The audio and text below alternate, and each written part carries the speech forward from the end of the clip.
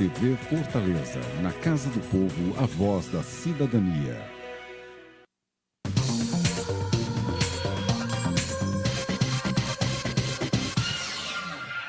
Olá, você sabe o que é um consórcio público? Ou já ouviu falar em gestão associada de serviços públicos? Pois esse será o assunto do TCM na TV de hoje. E quem está aqui trazendo explicações sobre o tema é Roberto Wagner, inspetor da Diretoria de Fiscalização do Tribunal de Contas dos Municípios. Olá, Roberto. Obrigada pela sua participação no nosso programa. Eu que agradeço, Priscila, por essa oportunidade de estar falando de um instrumento tão inovador na gestão pública. Ok. Roberto, o que são os consórcios públicos? Para a gente começar essa conversa, qual é a finalidade desse instrumento?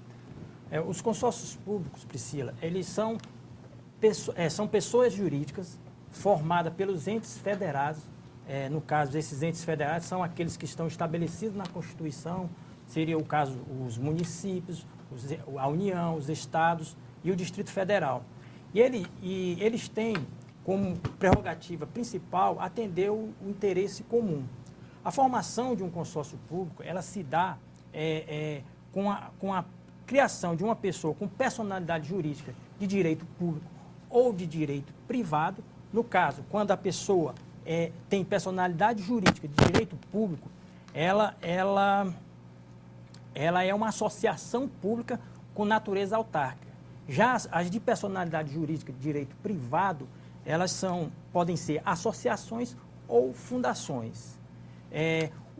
Os consórcios públicos, eles podem exercer algumas atividades como planejamento, regulação e atividades relacionadas ao serviço público em si, né? No caso da regulação, o consórcio ele tem que ter algumas prerrogativas que são importantes de serem observadas. O consórcio público, como ele realiza serviços públicos, ele não pode, quando estiver no papel de regulação, regular serviços que estejam de sua competência. Então, o consórcio, no caso da regulação, tem que tomar esse cuidado. Também é importante falarmos como o tipo de formação de consórcios públicos, né? A lei determinou que os consórcios eles podem ser formados e classificados de forma horizontal ou de forma vertical. Os consórcios públicos de forma horizontal são aqueles que são formados por entes da mesma esfera governamental. O que é isso? São aqueles consórcios que são formados, exemplo, municípios com municípios, estados com estados. E os consórcios públicos de forma vertical, o nome já está até dizendo, vertical, é quando os entes que participam daquele consórcio, eles são de esferas diferentes, esferas governamentais diferentes. É a União, é o Estado, é os municípios.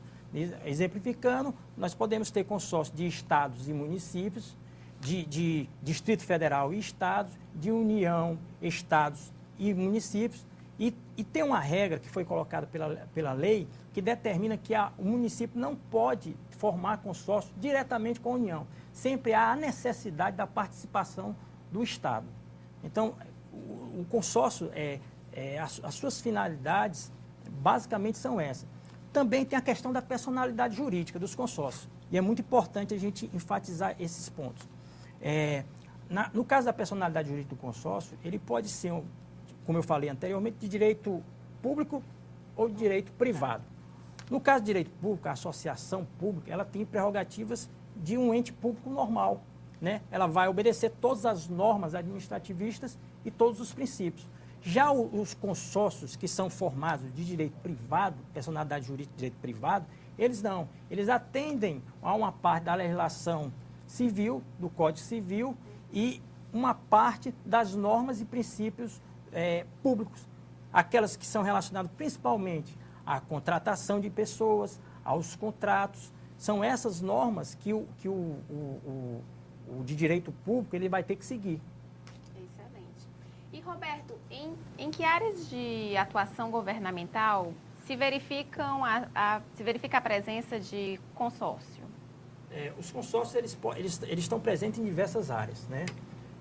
Exemplificando, nós temos consórcios na área de da gestão de lixo, na questão tanto da coleta como da... do transbordo, do transporte. Do transporte, né? Da destinação final dos resíduos sólidos. Tanto dos resíduos sólidos como resíduos líquidos, né? Temos também a questão da gestão de recursos hídricos. Essa foi muito importante a entrada do consórcio como um instrumento de gestão para esse recurso. Por quê? Porque o recurso hídrico, ele tem a competência compartilhada entre União e Estados. Mas nós sabemos, principalmente nós do Estado do Ceará, sabemos que a questão dos recursos hídricos afetam principalmente as atividades dos municípios. Econômicas, inclusive, né? Principalmente econômicas dos municípios. E com essa possibilidade do consorciamento, se permitiu que, através de uma gestão associada, o município possa participar também dessas políticas relacionadas aos recursos hídricos. Inclusive, existem alguns estados, como o estado do Mato Grosso, que utilizou muito bem esse instrumento de consórcio, né? Essas áreas são as mais comuns? Não, nós temos áreas, temos a área da saúde, né? Com a questão dos hospitais regionais, temos a questão também da área de educação, com a formação de escolas intermunicipais, temos a questão também de utilização de equipamentos, né? Compartilhamento desses equipamentos, principalmente equipamentos de obras e também equipamentos de informática, onde esses equipamentos, no caso de obras, podem ser utilizados na recuperação de estradas vicinais e outras obras que são importantes para o desenvolvimento regional daqueles municípios, né? E na questão dos equipamentos de informática, eles vão trazer uma maior eficácia e eficiência à administração, ao serviço público. Então, essas são as principais áreas. Mas existem outras áreas que o consórcio ele pode participar. Ele pode participar, consórcio na questão da proteção do meio ambiente, na questão do turismo. Inclusive, no estado do Ceará, nós temos, na realidade, um consórcio relacionado ao turismo, que envolveu o estado do Piauí, o estado do Maranhão e aquela região que envolve o município de Camusim e Acaraú. Tem também a questão de utilização do consórcio na área de preservação urbana, preservação do patrimônio. Então, o consórcio ele pode ir para diversas áreas. Não existe uma área específica que o consórcio não possa atingir. E dentro dessas áreas de atuação, você identifica alguma que está mais desenvolvida na adesão de consórcios? No nosso dia a dia, lá no Tribunal de Contas dos Municípios, nós estudamos algumas situações, verificamos, na realidade, algumas situações de um desenvolvimento mais avançado no estado do Ceará, principalmente na área da saúde. O estado do Ceará, junto com alguns municípios, eles fizeram vários consórcios regionalizados e eles começaram com criações de policlínicas e com os CELS, que são os Centros Especializados de Odontologia. Então, essa é a área que se encontra hoje mais avançada, mas existem outros consórcios. Legal. Bom, nós faremos um breve intervalo e logo mais nós voltamos a falar sobre consórcios públicos com o inspetor do TCM, Roberto Wagner. Até já.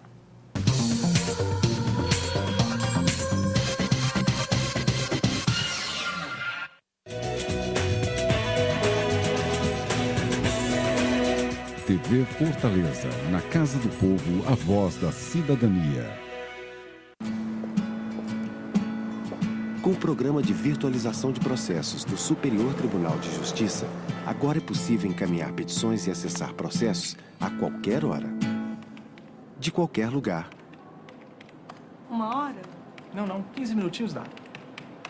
O que antes ficava em um tribunal, agora está acessível a todos.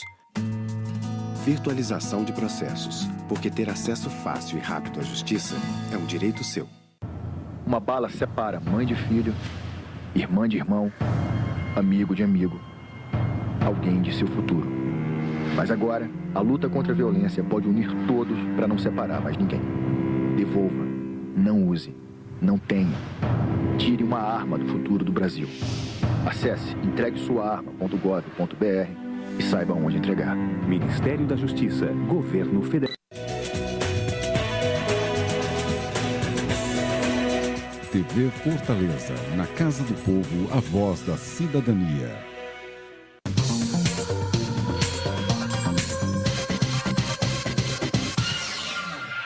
Nós estamos de volta e o TCM na TV de hoje tem como assunto consórcios públicos. Quem está conosco é o inspetor Roberto Wagner. Roberto, qual o grau de adesão dos municípios cearenses a essa forma de prestação de serviço, que é consórcio público? Hoje, praticamente 100% dos municípios do estado de Ceará, eles participam de alguma forma de consórcios públicos. O estado de Ceará, hoje, ele tem consórcio público, principalmente na área da saúde, como nós falamos anteriormente, no bloco anterior, e consórcio de resíduos sólidos. Esse menos desenvolvido por questões burocráticas, né? A questão das licenças ambientais, dos estudos de impacto. Então, todas essas questões burocráticas estão impedindo a continuidade desses consórcios. É uma questão de tempo, mas há uma necessidade enorme do desenvolvimento dos consórcios públicos de resíduos sólidos no estado de Ceará. Até por uma questão legal, há a necessidade de se implantar essa política, né, de resíduos sólidos. Então, há uma expectativa muito forte de que esse ano a gente possa caminhar um pouco mais em relação a esses consórcios, né? É claro que o que se busca é fazer com que os municípios entendam que a gestão consorciada, ela não deve somente seguir essas duas áreas, ela pode atingir mais áreas, né? Então, seria importante essa questão de mudar essa cultura e buscar implementar mais ainda a cultura do regime consorciado. E quais são os maiores benefícios para esses municípios que atuam de uma forma conjunta? Olha, existem vários benefícios em relação ao consórcio público. Assim, a questão do desenvolvimento regional é um dos pontos fortes para a implementação do regime consorciado. Temos também a questão da economicidade, pois se observarmos, a criação de consórcio vai possibilitar que municípios que teriam que implementar de forma isolada uma determinada política, uma ação, né? Eles possam se unir a outros e repartir essa despesa. Então, gera também uma questão de uma economicidade. Uma integração maior entre os municípios também é uma outra vantagem, uma integração tanto econômica como política. Também a troca de ideias entre os municípios seria uma das vantagens para o consórcio público, né? E a questão também do aumento da utilização do pacto federativo, a aproximação do ente município com o ente Estado, com o ente da União. Então, existem várias vantagens que a gente pode delinear em relação aos consórcios. Essas que assim são as que eu me lembro que são mais fortes, né? Sem dúvida. São mais predominantes. E eles trocam também experiências, né? Trocam ideias, trocam experiências. Eles trocam experiências, eles com o consórcio eles vão poder implementar políticas que isoladamente eles não poderiam realizar. Né? Nós temos o caso, exemplo da questão das obras, algumas obras de estrutura, em termos de estradas, inclusive até a questão territorial. Existe um município isoladamente, ele só vai poder trabalhar naquela estrada vicinal do seu município. E através do regime consorciado, isso vai se permitir que toda uma região seja beneficiada através de uma obra consorciada. Então, são vantagens que vão desenvolver não só o município, mas sim o caráter do desenvolvimento regional, né? Então, são as grandes vantagens do regime consorciado. O cooperativismo é um fator preponderante no consórcio público. E quem opta por essa forma conjunta consorciada, quais são as dificuldades que ele pode encontrar durante esse processo? A maior dificuldade que se pode encontrar num processo de regime consorciado é que esse regime ele é novo. Ele é um regime, mesmo a lei sendo de 2005, a sua implementação ela é nova. né? E não existe parâmetros anteriores, porque os consórcios públicos, a forma que hoje eles são, como pessoas jurídicas, eles são inovadores. Existiam consórcios, mas eram consórcios administrativos, formados através de convênios, né? Então, essa nova forma faz com que o consórcio seja uma coisa mais concreta. Então, mas ao mesmo tempo, como não há parâmetros, com uma dificuldade técnica maior, a questão também de não termos assessorias jurídicas especializadas nessa nova forma de consorciamento.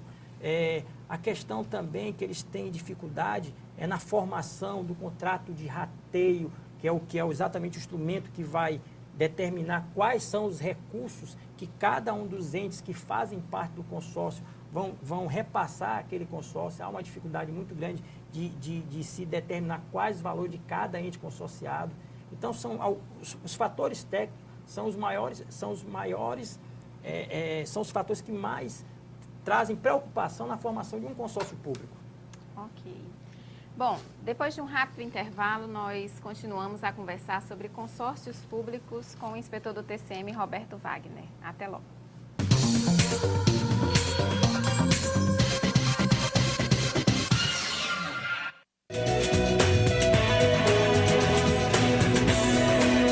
TV Fortaleza, na Casa do Povo, a voz da cidadania.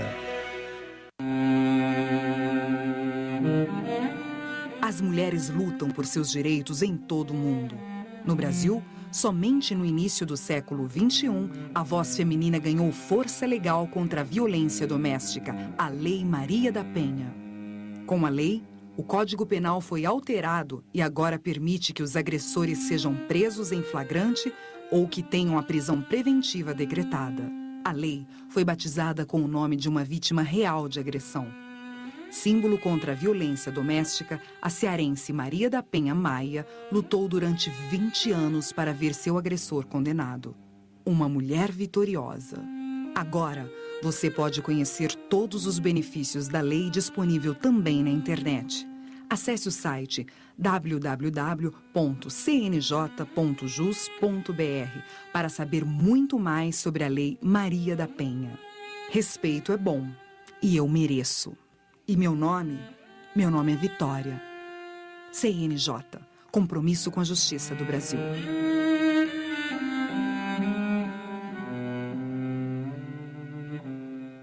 É preciso vontade para mudar? Só a gente mesmo, a vontade de aprender.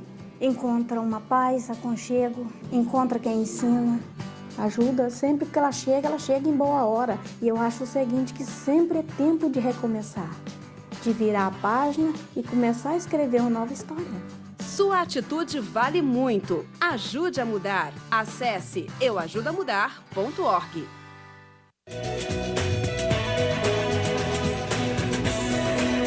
TV Fortaleza, na Casa do Povo, a voz da cidadania.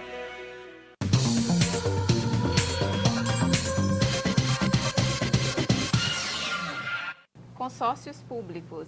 Esse é o tema deste TCM na TV de hoje. E quem veio para dar maiores detalhes, maiores esclarecimentos sobre esse assunto foi o inspetor Roberto Wagner do TCM.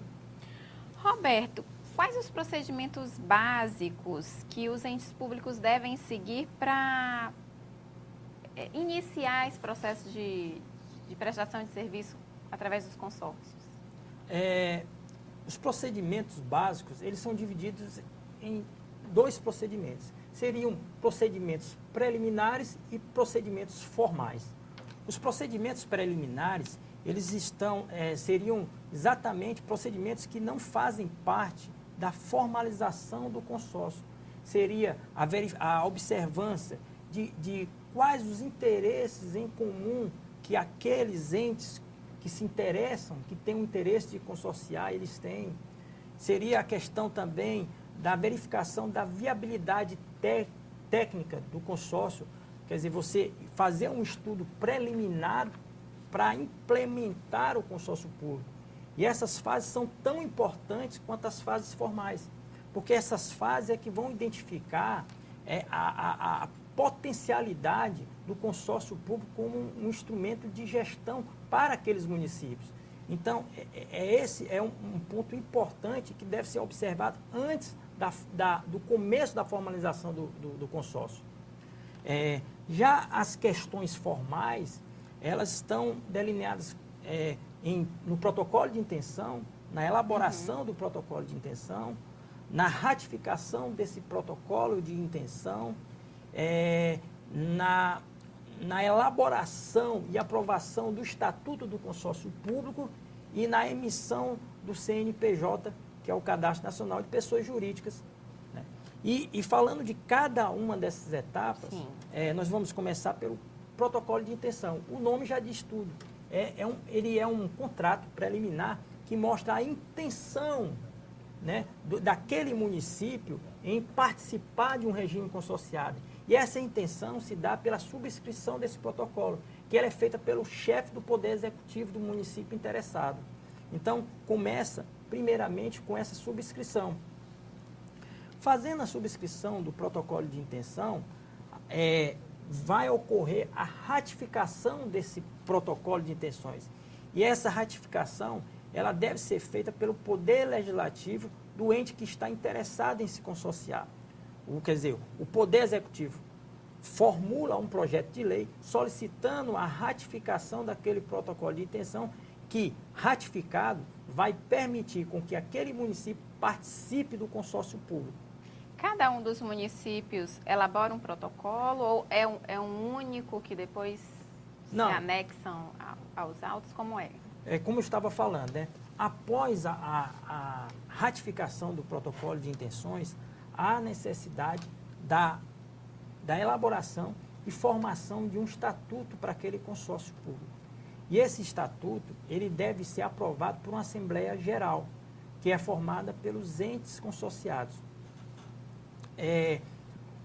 O estatuto, ele vai dar a questão da organização do consórcio, a estrutura administrativa daquele consórcio, ele vai delinear sobre os cargos, as funções e todas as atribuições relacionadas a essas.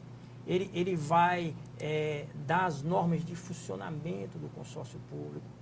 Então, ele vai delinear como o consórcio deve funcionar. E o estatuto, ele não pode ir de encontro ao contrato do consórcio público, que é exatamente aquela peça que eu comentei anteriormente, que é a peça que foi transformada, passou a ser denominada através do protocolo de intenções. Então, na realidade, o estatuto não pode ir contra o que está determinado lá no protocolo de intenções.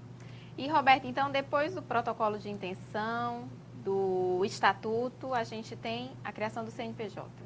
Depois da elaboração do estatuto e sua aprovação, o consórcio público ele tem que ganhar, já ganhou personalidade jurídica lá na aprovação do protocolo de intenção. Contudo, há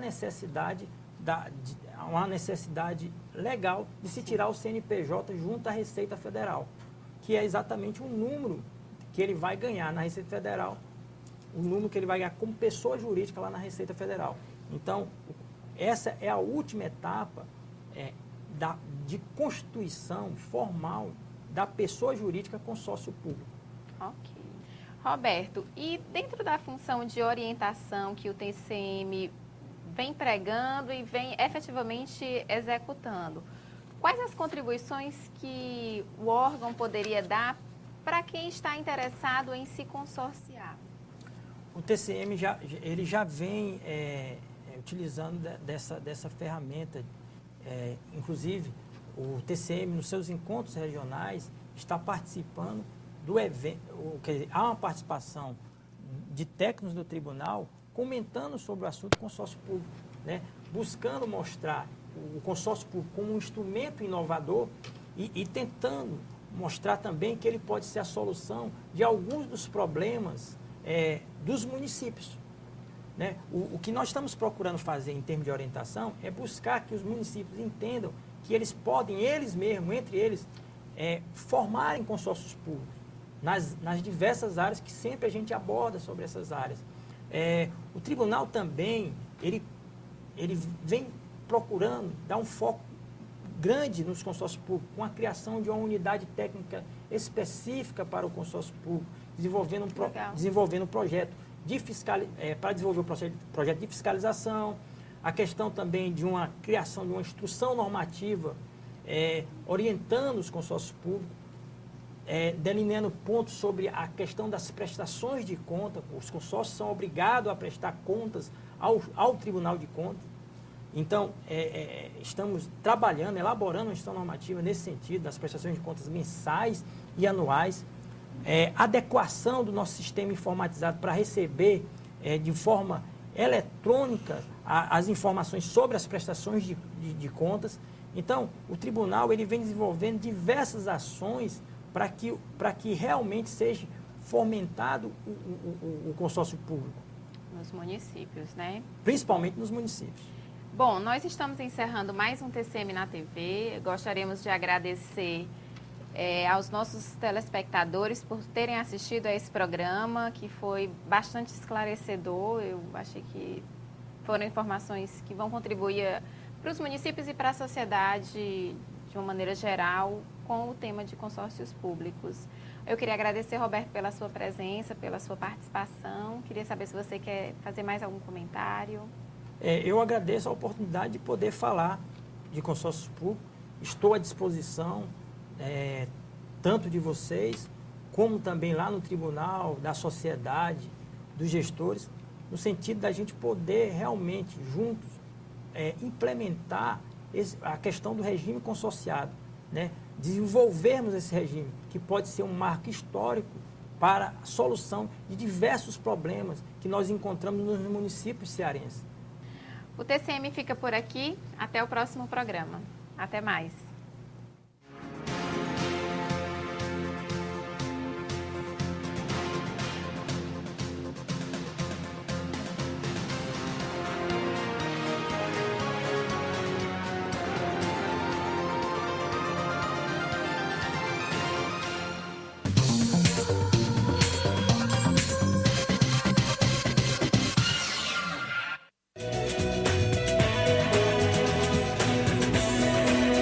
TV Fortaleza, na Casa do Povo, a voz da cidadania.